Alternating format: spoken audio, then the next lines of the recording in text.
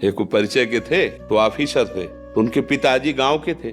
अंगूछा डाले, ऐसे कांच लगाए और गए वहां। पहले तो घुसने ही नहीं दिया, तो उनका ले जो तुम्हारे सर हैं उनके हम बाप हैं। तो हाँ रास्ता जब गए तो वो कुर्सी से नहीं उठे, तो उन्होंने देखा उनका, अब पिता तो पिता ही ला देखे, तो उनका हम तो मिलने आए थे आपसे, बात की, वो वापस हो गए। और जब वापस हो रहे थे धीरे धीरे कदम से, तो उनके बगल वाले ऑफिसर, ये कौन था, आपसे कोई प्रणाम नहीं किया, मतलब आपको सलूट नहीं किया आप ऐसे? बोले हमारे घर का एक नौकर था, वो मिलने आया था। उनके कान में आवाज पड़ी, आंसू गिराते हुए गए, और जब मिले हमसे तब बताया कि कह रहा था अपने ऑफिसरों के सामने कि हमारे घर का नौकर है। बोले पढ़ाया लिखाया मेहनत करके उसको उस पद में पहुंचाया, और हम ही को कह रहा था कि नौकर है, उठ के पैर भी नहीं छुआ था। उनका कल्याण की तो बात जाने दो, कभी शांति और चैन से सो नहीं पाएगा, क्योंकि औरों का साप चाहे विलंब से लगे, जिसने पाला है वो माता पिता